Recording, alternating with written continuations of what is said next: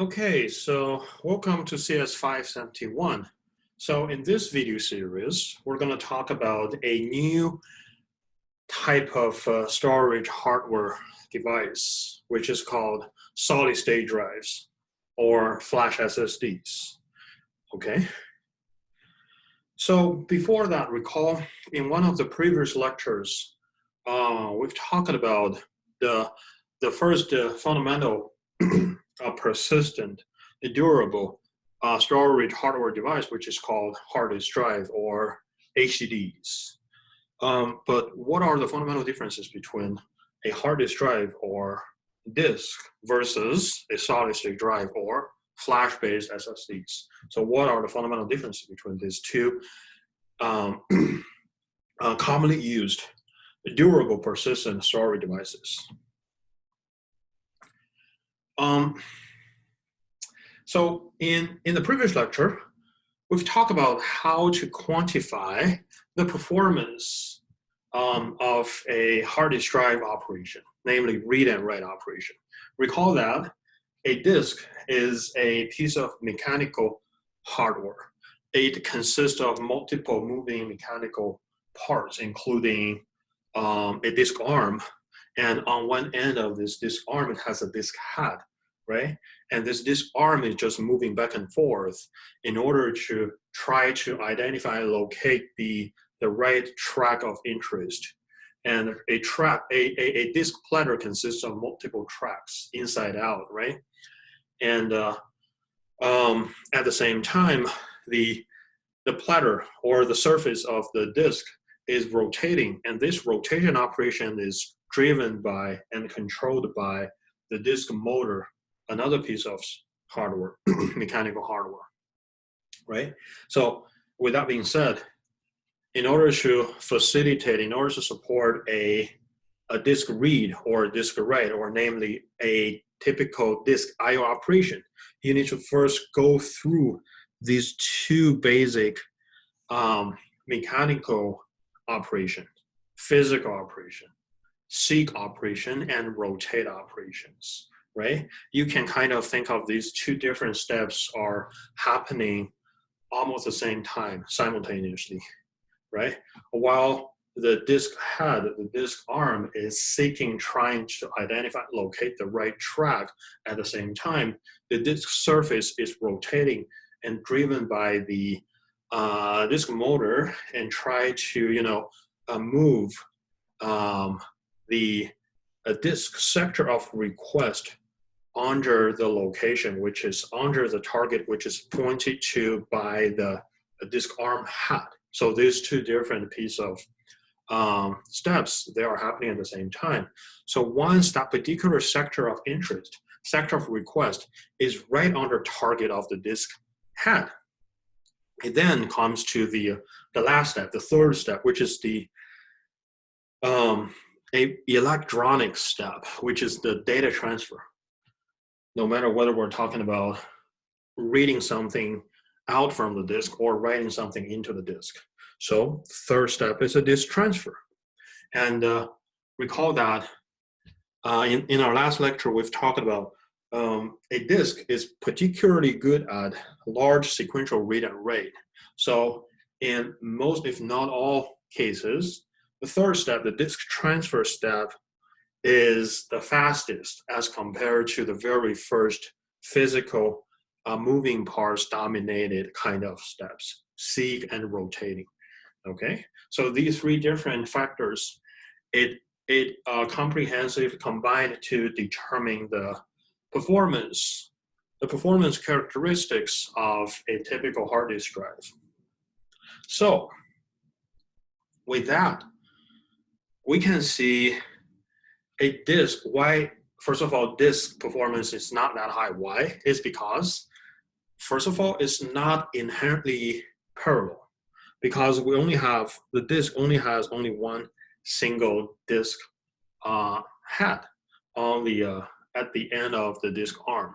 So that means at any single point of time, you could only perform one disk read or a disk write at any single point of time. So there's no parallelism at all. And the second reason why a disk performance is bad is because it is constructed using multiple different pieces of mechanical hardware, because you need to move different mechanical pieces of hardware in order to facilitate to support I/O operations. And this is inherently slow, extremely slow as compared to the other counterpart technology, which is called electronic disks, solid state drives, or SSDs. Okay? So because of these two reasons, because of these non-parallelism support and the inherently slow mechanical moving parts, that these two factors determine that a hard disk drive, it exhibit extremely slow, extremely poor random I/O latency, random I/O performance, because you have to constantly moving your disk arm and disk head back and forth, trying to identify the right track. And at the same time, you have to rotate, spin this disk surface all the time in order to try to identify the right disk sector, the disk block. So that determines the disk has really poor random I/O performance. And whenever, if you want to quantify that, the random requests typically take like tens of milliseconds. So here we're talking about the time units at the level of milliseconds. And 1 second is 1,000 milliseconds. Then you get some sense how this I/O is that slow, right? It's extremely slow. So moving on to the second type of secondary persistent durable storage technology that we're focused on discussing today is flash, solid state drive technology, right? So how it works internally is, instead of using mechanical hardware, it uses electronic technique. It uses it hold charge level in the cells, and it uses different charge level to represent the state, represent data, 0, 1, binary data. And with that, there's no mechanical moving parts. So that part alone is superior, more superior as compared to the mechanical spinning hard disk drive. And another reason why flash device is faster compared to the hard disk drive is because it supports parallel IOs. So the read operations are inherently parallel within a typical flash device. Okay, so this is one of the primary reasons why flash is faster compared to hard disk drive. And because there's no mechanical part, there's no like seek settling, seek moving parts, and so on. These kind of mechanical moving parts. Okay. So again, let's revisit this classic storage hierarchical landscape kind of graph. Okay. So this is where flash and hard disk drive gets landed within this hierarchical graph. So as I've already mentioned, a flash belongs to the category of so-called electronic disk. Okay, electronic disk is somewhere over here, one level below main memory and one level above hard disk drive, which is called mechanical disk category. Okay, recall that different level, it represents different trade-offs. So in the context of flash, it features relatively smaller capacity because it has inherently less storage density compared to hard disk drive. That means hard disk drive, for a unit of hardware area, is able to store more bits or more bytes, right? So that is why hard disk drive features like larger capacity. But when talking about performance metric, flash is better compared to hard disk drive because it supports I/O parallelism and there's no moving parts and so on and so forth. So this is a trade-off between these two different secondary durable storage technologies. Okay. So again, performance, hard disk drives versus flash devices. So whenever we're talking about storage performance, we're looking at these two different metrics. The first metric is throughput. So how to define throughput? Throughput is the amount of bytes or amount of data gets transferred during a time unit. Time unit could be second or millisecond, so on. In this particular example, we're talking about time unit of second per second. It's megabytes per second. So in terms of hard disk drive, typically we're talking about hundreds of 100 plus 100-ish megabytes per second, and this is only for sequential large I/O, okay, which is where the hard disk drive is particularly good at supporting, sustaining. And in the context of flash device, it's a large sequential, so its throughput is typically at 400, even above 500, 600 megabytes per second, and this is multiple times higher compared to that of hard disk drive. Okay, so this is the throughput. And the second performance metric is latency. And when talking about latency, it mostly applies to small random IOs. Okay.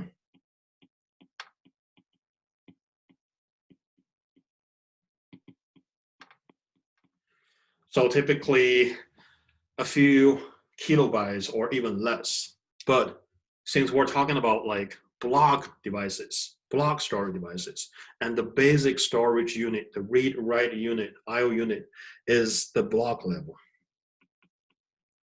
And the size of a typical hard disk drive block or a flash page is at, let's say, 4 kV. So these are the granularity for the random IO, small random IOs that we're talking about when talking about like secondary block-based devices, including both hard disk drive and flash devices. And for hard disk drive, we call that the random latency is at tens of millisecond level, and this is only for one single operation. If you take a look at the latency performance for flash devices, it features multiple different random IO latencies. So first of all, for read latency, read is the fastest, okay? Fastest. So typically we're looking at the range of 10 to 50 microseconds. And here the time unit is microsecond. And the 1 millisecond is equal to 1,000 microsecond. Then you can get a sense about how faster a flash is able to support random IO compared to a typical disk, right? This is a multiple orders of magnitude faster. So this is the first a small operation supported by flash. And besides that, there are two write operations in the context of a flash. The first write operation is called program. So why is it called program? Because we're talking about block-based storage, and flash belongs to one of the block-based storage hardware devices. In order to write to a flash page, you basically program something into that particular flash page. So this small per page level. So in level IO, write is also called program operation. And in the later slides, we'll be talking in more specific detail about the differences between a flash page and a flash block. But so far, we don't have to memorize too much detail about that, okay? So for a random write operation, the typical latency range is within 200 to 500 microsecond. And this is way much slower compared to the random read for flash, but again, still faster, hundreds of times faster compared to a hard disk drive random IOs. So this is the first write operation. And the second type of write operation in the context of flash device is called erase, right? So this has something to do with this inherent internal working mechanism of a flash electronic disk device, because it doesn't support it doesn't support in situ.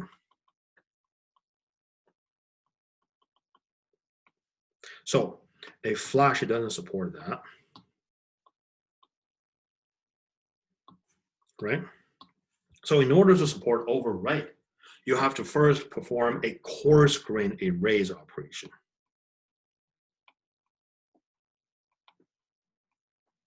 So this is coarse grain erase operation at the granularity of per flash block level. So you have to first erase this whole flash block before you can write something new into this already programmed flash block or flash pages. And the erase latency is at millisecond level, like multiple milliseconds. And this is slightly, approaching the latency level, the performance level of a typical hard disk drive, but still somehow faster compared to a typical random I/O for a hard disk drive, okay? So these are the basic performance behaviors of these two fundamental secondary storage devices. Okay. So in this slide, it uses graph to better illustrate the fundamental differences between these two different devices, how these two devices are different internally. So on the left-hand side, it shows how internal looks like for hard disk drive. So we've seen this in the previous slide, in the previous lecture. And on the right-hand side, it shows how a typical solid-state drive looks inside, okay? So the major difference is that the hard disk drive is it's a piece of mechanical hardware. It consists of platters, consists of spindle, hard disk arm, and hard disk head, and these kind of different mechanical parts. So that is why it's called mechanical disk. And on the right-hand side, an SSD is just simply a PCB board. And on the PCB, it has RAM, it has SRAM, DRAM, it has NAND, flash memory transistors, and so on and so forth, and controllers. And that is why it's called electronic disk, okay? And when we're talking about the memory hierarchy, the memory construction for a solid-state drive is inherently parallel. And we'll be talking about this parallelism in the next couple of slides. So again, a little bit more background summary, high-level summary about the differences between these two disks, two storage devices. At the price level, these are the very first difference. Solid-state drive is often 10 times more expensive compared to hard disk drive. Here we're talking about per GB monetary cost. If you're talking about solid-state drive, we're basically looking at 20 cents, 25 to 27 cents per GB on average. So this is for SSDs. For HDDs, it ranges from 2 cents, 20 cents to as low as 3 cents. If you ranging from the relatively higher end HDDs to this low end normal HDDs. So the price is dramatically different. And the second major difference between these two different hardware devices is the lifespan. So mostly a hard disk drive is more reliable and more robust as compared to a typical solid-state drive. And this is because a hard disk drive is built on mechanical piece of hardware, and it's more resilient and more error resilient and more robust. And if you take a look at the specific metrics, reliability metrics, only 3.5% of developed bad sectors are found in the disks deployed in the wild, whereas this metric gets increased to 30 to 80% test developed bad blocks during the whole lifetime in terms of solid state drives in the large scale experiments conducted in the wild. Okay, and then we have different performance metric that we've already covered in the previous slides.